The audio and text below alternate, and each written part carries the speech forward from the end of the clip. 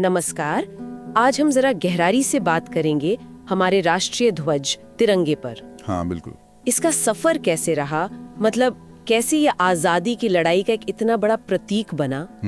इसके रंगों का, चक्र का क्या मतलब है, और हाँ, इसे फहराने के क्या नियम कायदे हैं। सही है कि इस प्रतीक के पीछे की जो कहानी है ना, हाँ। जो इसके बनने के अलग अलग पड़ाव रहे और जो इसके सम्मान से जुड़ी जरूरी बातें उनको समझा जाए। सही। क्योंकि ये सिर्फ कपड़े का टुकड़ा नहीं है। बिल्कुल नहीं। इसके पीछे एक बहुत बड़ा इतिहास जुड़ा है। बिल्कुल। तो चलिए शुरू करते हैं। शायद 1857 से पहले की बात करें, तब तो कोई एक झंडा नहीं था पूरे भारत का, है ना? नहीं, बिल्कुल नहीं था। मतलब हर रियासत का अपना अलग झंडा, अपना निशान हुआ करता था। हाँ। एक कॉमन पहचान वो नहीं थी। फिर 1857 के बाद जब अंग्रेजों का शासन मजबूत हुआ तो उन्होंने एक झंडा बनाया ब्रिटिश भारत के लिए। अच्छा। उसमें उनका यूनियन जैक था एक कोने में और एक सितारा, जैसा वो अपनी दूसरी कॉलोनीज जैसे कनाडा वगैरह में करते थे, उसी टाइप का।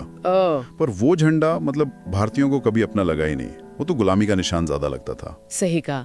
तो फिर अपना झंडा बनाने की जरूरत कब महसूस हुई? ये स्वदेशी आंदोलन के टाइम पे हुआ होगा। एकदम सही पकड़ा।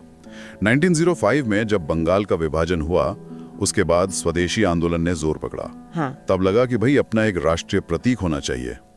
और इसी माहौल में 1906 में 7 अगस्त को कलकत्ता के पारसी बागान स्क्वायर में पहला अनौपचारिक भारतीय ध्वज फहराया गया। अच्छा, पहला अनौपचारिक ध्वज। हाँ, जिसे कलकत्ता ध्वज भी कहते हैं। इसमें 3 पट्टियां थी, हरी, पीली और लाल। और उस पर कुछ लिखा भी था शायद। हाँ, बीच की पीली पट्टी पर वंदे मातरम लिखा था देवनागरी में।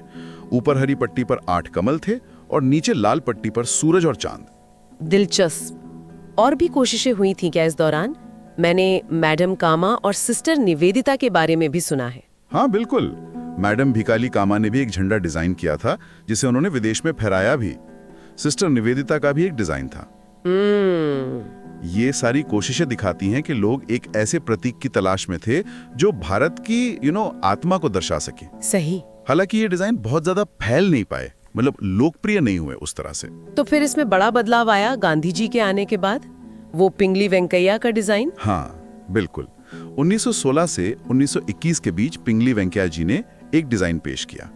शुरू में उसमें 2 ही रंग थे, हरा और लाल। हरा और लाल। हाँ, उस समय ये माना गया कि ये 2 प्रमुख धार्मिक समुदायों, हिंदू और मुस्लिम, का प्रतिनिधित्व करते हैं। अच्छा। लेकिन गांधी जी का विचार था कि झंडा ज्यादा समावेशी होना चाहिए, सबको जोड़ने वाला। तो उन्होंने क्या सुझाव दिया इसमें? गांधी जी ने कहा कि इसमें एक सफेद पट्टी भी होनी चाहिए जो बाकी सभी समुदायों का प्रतिनिधित्व करे।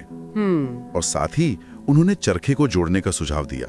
चरखा उस समय स्वदेशी और आत्मनिर्भरता का बहुत बड़ा प्रतीक बन चुका था, राष्ट्र की प्रगति का प्रतीक। हाँ, चरखा तो बहुत अहम था उस वक्त। बिल्कुल। तो इसी सोच के साथ फिर 1931 में कांग्रेस ने एक प्रस्ताव पास किया तिरंगे को अपनाने का, जिसमें केसरिया, सफेद, हरा और बीच में चरखा था। एकदम सही। 1931 में ये तिरंगा चरखे वाला अपनाया गया और ये भी साफ किया गया कि भाई इन रंगों का कोई सांप्रदायिक मतलब नहीं है। अच्छा, मतलब रंगों के अर्थ भी बताए गए। हाँ, बताया गया कि केसरिया रंग त्याग और साहस का प्रतीक है, सफेद सच्चाई और शांति का, और हरा रंग विश्वास और शौर्य का। चरखा आम आदमी और उसकी मेहनत का प्रतीक था। लेकिन आज जो हम तिरंगा देखते हैं उसमें तो चरखे की जगह अशोक चक्र है। ये बदलाव कब हुआ और क्यों? ये बदलाव हुआ आजादी मिलने से बस कुछ हफ्ते पहले, 22 जुलाई 1947 को। अच्छा, बिल्कुल आजादी के टाइम पर। हाँ, संविधान सभा में पंडित जवाहरलाल नेहरू ने ये प्रस्ताव रखा कि चरखे की जगह सारनाथ में जो सम्राट अशोक का स्तंभ है उससे लिया गया धर्म चक्र अपनाया जाए। और इसे मान लिया गया। हाँ, इसे सर्वसम्मति से स्वीकार कर लिया गया। और इस अशोक चक्र का क्या खास मतलब है? इसमें वो 24 तीलियां होती हैं ना? हाँ बिल्कुल। ये गहरा नीला चक्र, जिसे धर्म चक्र या कानून का पहिया भी कहते हैं, ये दिखाता है कि जीवन गति में है और मृत्यु ठहराव में। अच्छा। ये देश की निरंतर प्रगति का प्रतीक है। और 24 तीलियां दिन के 24 घंटों को दर्शाती हैं, मतलब देश हर वक्त आगे बढ़ता रहे। वाह। और रंगों के अर्थ भी फिर से परिभाषित हुए होंगे। हाँ, थोड़े संशोधित हुए। अब केसरिया का अर्थ है ताकत और साहस। ठीक है। सफेद बीच में वो शांति और सच्चाई का प्रतीक है, जिसके केंद्र में धर्म चक्र है। और नीचे हरा रंग वो देश के विकास, शुद्धता और भूमि की उर्वरता का प्रतीक है। मतलब ये पूरा डिजाइन ही एकता, शांति, समृद्धि और विकास की कहानी कहता है। बिल्कुल। इतने गहरे मतलब वाले इस प्रतीक का सम्मान बनाए रखना भी फिर बहुत जरूरी हो जाता है। हाँ, और इसी के लिए नियम बनाए गए हैं। फ्लैग कोड ऑफ इंडिया 2002 है जो इसके प्रदर्शन और इस्तेमाल के नियम बताता है। अच्छा, 2002 का कोड है। हाँ, और इससे पहले 1968 में bureau of Indian standards BIS ने इसके निर्माण के लिए मानक तय किए थे, जिन्हें 2008 में संशोधित भी किया गया। तो क्या कुछ मुख्य नियम हैं जिनका हम सबको ध्यान रखना चाहिए? कुछ बहुत बुनियादी और जरूरी बातें हैं, जैसे झंडा कभी भी जमीन या पानी को नहीं छूना चाहिए। हाँ, ये तो बहुत जरूरी है। फटा हुआ या मैला झंडा कभी नहीं फहराना चाहिए।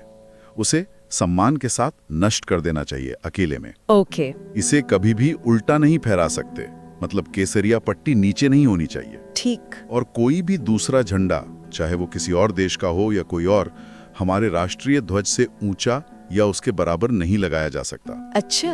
और वो आधा झुकाने वाला नियम, हाँ, राष्ट्रीय ध्वज को सिर्फ राष्ट्रीय शोक के अवसरों पर ही आधा झुकाया जाता है, वो भी सरकार के आदेश पर। और अगर कोई इन नियमों को न माने तो इसके लिए prevention of insults to national honour act 1971 है। इसके तहत राष्ट्रीय ध्वज का अपमान करने पर सजा हो सकती है, जिसमें 3 साल तक की कैद या जुर्माना या दोनों शामिल हैं। ये जानना बहुत जरूरी है। अच्छा, एक और बड़ी दिलचस्प बात पता चली कि झंडा बनाने का अधिकार सिर्फ एक ही संस्था को है, वो भी कर्नाटक में। हाँ, ये भी एक अनोखी बात है। भारत में राष्ट्रीय ध्वज बनाने का एकमात्र लाइसेंस प्राप्त निर्माता कर्नाटक के हुबली में स्थित कर्नाटक खादी ग्रामोद्योग संयुक्त संघ यानी KGGS है। सिर्फ वही बना सकते हैं?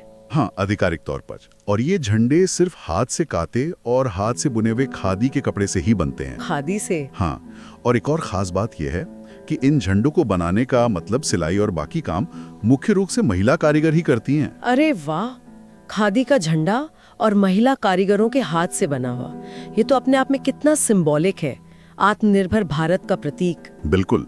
और इसकी बनावट के नियम भी बड़े सख्त हैं। जैसे झंडे का अनुपात हमेशा लंबाई और चौड़ाई में 3:2 ही होना चाहिए। अच्छा।